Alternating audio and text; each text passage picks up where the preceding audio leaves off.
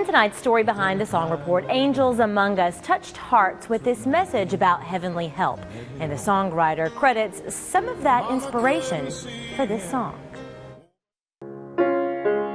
Mama couldn't see him, though he was standing there. By all accounts, Nashville singer-songwriter Becky Hobbs considers herself a religious person. I believe, well, everything's from God.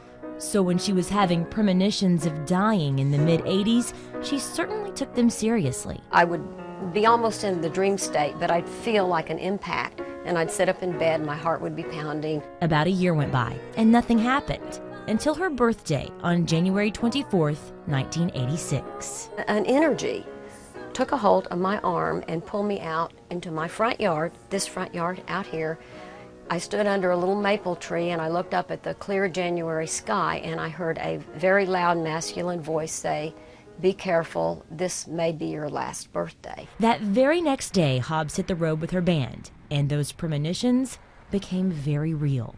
Our light was red. We were sitting there. I looked out the left window of the Dodge Maxi van, and there was an 18-wheeler just barreling towards the intersection. And I thought, my God, if his light turns red, he's not going to be able to stop. The 18-wheeler slammed into us, totaled our Dodge Maxi van. We spun around, the trailer broke off. I knew right then and there that I had been warned, and I felt like it was my guardian angel. An angel that kept them all safe. Hobbs and all her band members walked away with only minor injuries. When she arrived back home, Becky sat down at the keys and started writing. I got back to Nashville and I wrote down the title, "I Believe There Are Angels Among Us." Verses and melody quickly started pouring out. I believe there are angels among us. But then Becky says she found herself stuck. I had most of the chorus. I had what I felt like was a real compelling melody. But that was all I could get. I couldn't get the verses. The verses wouldn't come to me. Almost 10 years went by. Then, for no particular reason, the song was brought up again.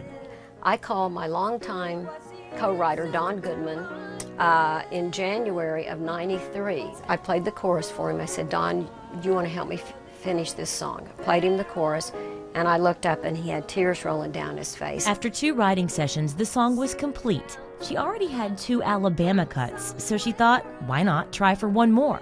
Within just a couple of weeks, Randy Owen called me and he asked me about the song and how did you write it, and he was very, very gung-ho to record the song. The song stayed pretty true to the original, except one part. And his daughter Randa was 5 years old at the time, and she fell in love with the song first, and she would say, "Daddy, sing the song about angels to me."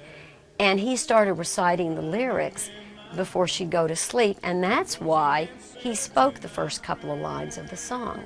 Since its release, Angels Among Us had an impact around the world. Alabama even released a book of letters and stories submitted by fans. And not a day goes by that I don't get a phone call or an email or run into someone where they say how the song touched them to this very day. Hobbs says after the accident, her premonitions stopped. Maybe her purpose was to write that song, maybe it wasn't. But regardless, she says she has a lot of songs left in her. To guide us with the light of love. Hobbs is currently working on another very personal project. It's a musical about one of her grandmothers who was a Cherokee Indian credited with being a peacemaker in American history. This isn't the only behind the song report we have for you tonight. An entire 30 minutes dedicated to music coming up here in just a matter of minutes.